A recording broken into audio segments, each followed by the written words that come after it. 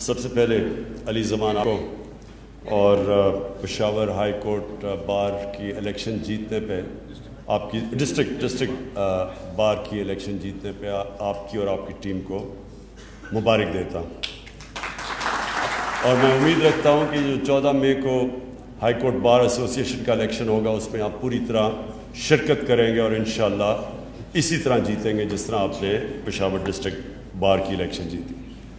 دیکھیں، میں آپ کے خاص میں نے درخواست کی کہ آج میں اپنی وکیلوں کو ملوں، اور اس کی وجہ ہے کہ جو پاکستان موومنٹ کے نظریاتی لیڈر تھے وہ علامہ اقبال تھے، وہ بھی وکیل تھے، اور جنہوں نے وہ موومنٹ لیڈ کی میرے لیڈر قائد اعظم وہ بھی وکیل تھے۔ تو وکیلوں کی اس وقت اس ملک کو بہت ضرورت ہے۔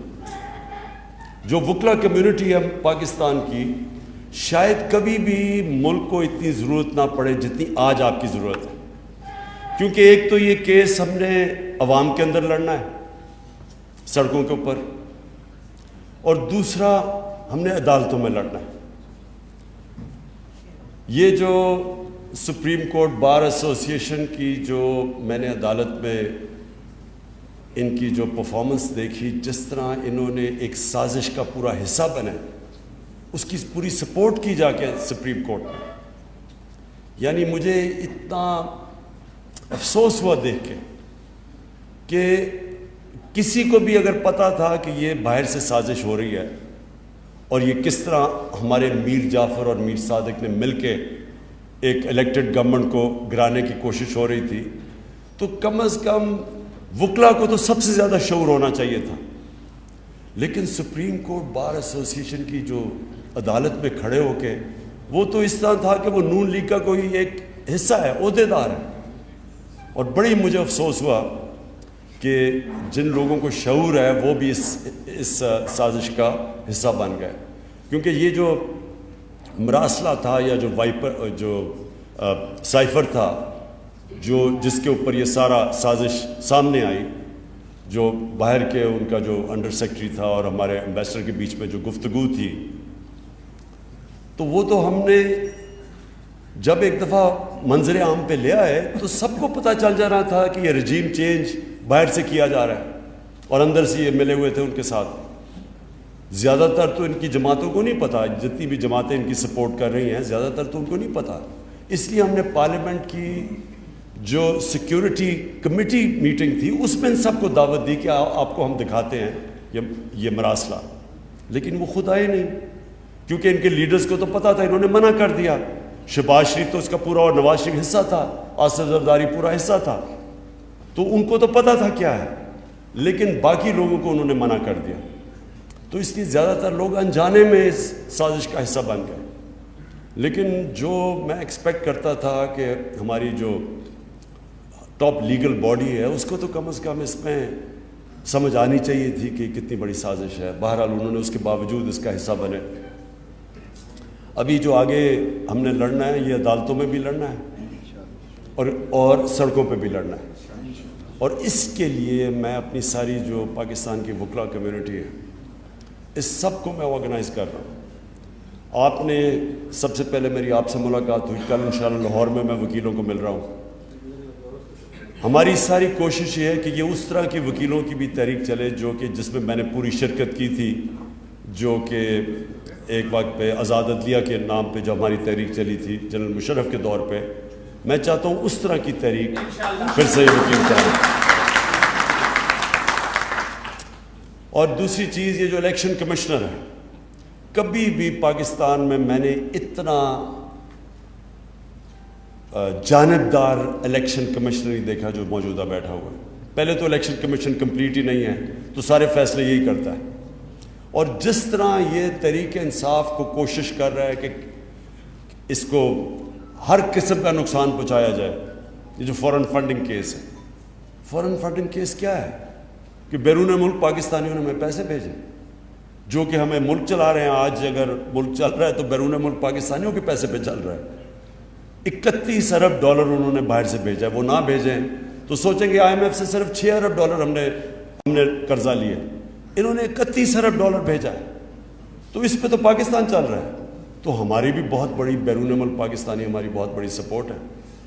تو یہ جو اس وقت ہو رہا ہے, یہ جو الیکشن کمیشن کر رہی ہے کہ باقی دو پارٹیز کے کیس نہیں سن رہی, سپریم کورٹ نے کہا کہ تینوں کے اکٹھے سنو, ان کے سن نہیں رہی اور ہمیں بار بار کٹہرا میں کھڑا کیا ہوا ہے, اور تاثر یہ دی جا رہا ہے کہ جی تحریک انصاف نے کوئی بہت غیر قانونی چیز کی ہے, جو نہیں کی, جو ثابت ہو جائے گا جب بھی ہمارے سب اکٹھے مل کے کیسز سنے جائیں. لیکن میں یہ چاہتا ہوں کہ آپ کی مجھے ہیلپ چاہیے ہوگی, یہ جو الیکشن کمیشن کے اوپر بھی, اور پھر یہ جو ابھی شہباز شریف ہم یہ عدالت میں جا رہے ہیں کہ 16 ارب روپے کے ان کے اوپر جو کیسز بنائے تھے وہ ایف آئی اے نے بنائے تھے, جو انہوں نے نوکروں کے نام پہ پیسہ لیا ہوا ہے. اب یہ اقتدار میں آ کے سب سے پہلے جتنے آفیسرز انویسٹیگیٹنگ تھے ان کو فارغ کر دیا. یہ کیسے ہو سکتا ہے؟ یہ کہیں بھی دنیا کے اندر قانون میں آپ جانتے ہیں کانفلکٹ آف انٹرسٹ ہوتا ہے. اگر آپ کے کیسز ہیں, آپ کیسے اس ادارے میں مداخلت کر سکتے ہیں؟ اس کے لیے بھی ہم عدالت میں جا رہے ہیں اور آپ کی بھی ہمیں مدد چاہیے ہوگی, کیونکہ یہ تو ایک ایف آئی اے ڈسٹرکشن ہے. اس کے بعد تو ایف آئی اے کبھی بھی کسی طاقتور کے خلاف جرت نہیں کرے گا کیس کرنے کا. کوئی بھی طاقتور, کوئی F B R, F I A, NAB, یہ سب ڈریں گے طاقتور لوگوں کے خلاف قانونی کارروائی کرتے ہوئے, کیونکہ ان کو ڈر ہوگا انتقامی کارروائی, بعد میں انتقام لیا جائے گا. اس لیے اس پہ بھی ہم انشاءاللہ آپ سے ان ٹچ ہوں گے. آپ کو بھی علی زمان ہم آپ کو بتائیں گے کہ ہمیں کرنا کیا ہے, کیونکہ دیکھیں یہ میں پھر سے بتاتا ہوں, یہ تحریک انصاف کی جنگ نہیں ہے, یہ پاکستان کی جنگ ہے. یہ اگر ہم نے قبول کر لیا, یہ جو انہوں نے ہمارے اوپر مسلط کیا سازش کے ذریعے, تو پہلے تو سب سے پہلے یہ یاد رکھیں کوئی امریکہ کے سامنے ان کی دھمکی کے سامنے نہیں کھڑا ہوگا. سارے پرائم منسٹر جن کو کرسی کا شوق ہے وہ تو ڈریں گے کہ کبھی بھی ہمیں ہٹا سکتے ہیں, تو وہ ہر ان کی بات مانیں گے. یہ بہت بڑا ملک کو آگے جا کے نقصان پہنچے گا اگر یہ کامیاب ہو جاتے ہیں, اور یہ ہر ان کی وہ بات مانیں گے جو ادھر سے حکم آئے گا. اب یہ جو امریکہ کی جنگ میں ہم نے جب شرکت کی تو کیا ہوا تھا؟ مشرف کو دھمکی آئی تھی باہر سے, اس نے ایک دھمکی دی کہ ہم تمہیں انگریزی میں we will bomb you into stone age, ان کا ایک رچرڈ آرمسٹیج تھا, اس نے ایک دھمکی دی, ہم ان کی جنگ میں چلے گئے جس میں ہمارا لینا دینا کوئی نہیں تھا. 80,000 پاکستانی اس میں جانے کھو بیٹھے, سارا قبائلی علاقہ ہمارا تباہ ہو گیا. پتہ نہیں 35 لاکھ لوگوں نے نقل مکانی کی, سوات میں جو ہوا 40 لاکھ ادھر سے نقل مکانی کی. تو وہ سارا کچھ ہوا کیوں؟ کیونکہ ہمارا جو سربراہ تھا وہ پریشر نہیں لے سکا, ایک دھمکی میں گھٹنے ٹیک دیے. تو ابھی بھی دھمکی ہے, ابھی بھی انہوں نے کہا کہ یہ چاہتے تھے کہ یہاں بیسز ہوں افغانستان کے اوپر ڈرون اٹیکس کے لیے. تو جو ایک دفعہ ہم نے یہ اپنے ملک کو تباہ کر چکے ہیں, ہم کیوں ان کی جنگ میں پھر سے شامل ہوں؟ اور پھر ان کی یہ بھی کوشش ہے کہ جو وہ کہیں ہم کریں. اب روس سے ہمیں 30% کم قیمت پہ تیل مل رہا تھا, 30% کم پہ گندم مل رہی تھی. ہم نے اس وقت 20 لاکھ ٹن گندم امپورٹ کرنی ہے, روس سے 30% کم قیمت پہ مل رہی تھی. آگے گیس کا پرانا کانٹریکٹ چل رہا ہے جو ہم سائن کریں کیونکہ ان کے پاس گیس بڑی سستی ہے. تو وہ ادھر سے حکم کرتے ہیں کہ جی آپ یہ نہیں کر سکتے. ہندوستان کو انہوں نے کہا, آگے ہندوستان ان کا اسٹریٹجک الایا, پھر بھی انہوں نے ریفیوز کر دیا کہ ہماری جی انڈیپینڈنٹ فارن پالیسی, اور ہم جو نہ 3 میں نہ 13 میں ہمیں دھمکیاں دے رہے ہیں. اور یہ جو آپ اوپر اب انہوں نے پتلے بٹھا دیے ہیں, کیونکہ ان کی اربوں ڈالر باہر پڑے ہوئے ہیں ان سارے خاندانوں کے, یہ کبھی بھی ان کے سامنے نہیں کھڑے ہوں گے. کیونکہ وہ جو روسی ہیں, جو روسی بڑے بڑے بزنس مین جن کو اولیگارکس کہتے ہیں, ان کے سب کے ضبط کر رہے ہیں پیسے اب, جو مغربی بینکوں میں پڑے ہوئے ہیں یا آف شور اکاؤنٹس میں پڑے ہوئے ہیں یا ان کی جائیدادیں ہیں. تو ان کو بھی یہی ڈر لگا ہوا ہے کہ یہ ناجائز پیسہ ہے, یہ کبھی ثابت ہی نہیں کر سکتے کہ پیسہ آیا کدھر سے, تو اس لیے کبھی سٹینڈ نہیں لیں گے. اس لیے ان کو لے کے آئے ہیں. اپنے ملک میں ایک آدمی, کوئی بھی آدمی ضمانت پہ ہو کرپشن پہ, اس کو کوئی نوکری, چپڑاسی کی نوکری نہیں مل سکتی اس ملک میں, اور ہمارے اوپر پرائم منسٹر اور ساری کیبنٹ تھوپ دی ہے. تو میں آپ سے آخر میں یہ کہنا چاہتا ہوں کہ دیکھیں مجھے اس وقت پاکستان کے وکیلوں کی ضرورت ہے. آپ نے سب نے میرے ساتھ چلنا ہے. اپنے ملک کی سید تخت بار بھی ہم نے جیتا ہے 20 سال. اچھا ندیم شاہ. اچھا ندیم ہے یا ندیم شاہ؟ ندیم شاہ. اچھا ندیم مبارک ہو آپ کو بھی تخت پائی بار ایسوسی ایشن کی جیتنے کی. اچھا 18 سال. میں یہ چاہتا ہوں کہ دیکھیں پہلے تو شرکت ضرور کریں ہر جگہ.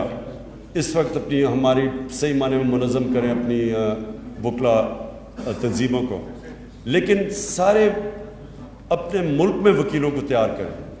جو ہمارے نئی بھی ہیں نا, جو دوسرے بھی ہیں, ان سے بھی بات چیت کریں, کیونکہ وہ بھی ان کو بھی خوف ہوگا کہ ایک کرپٹ غلام امریکنوں کے غلاموں کے نیچے اپنا ملک کا ہم ان کے نیچے اگر ہم چلیں گے تو وہ سارے ملک کو نقصان ہے. تو اس لیے میں نے کہا تھا محمود خان کو اور شاہ فرمان کو کہ ضرور میری آج وکلا سے میٹنگ کروائیں, اور ہم تاکہ آگے یہ جو آنے والی تحریک چل رہی ہے اس میں آپ پوری طرح شرکت کریں, اور اسی طرح کی شرکت جس طرح آپ نے وہ بہت بڑی وکلا تحریک پہ کی تھی جو آزاد عدلیہ کے لیے تھی. شکریہ.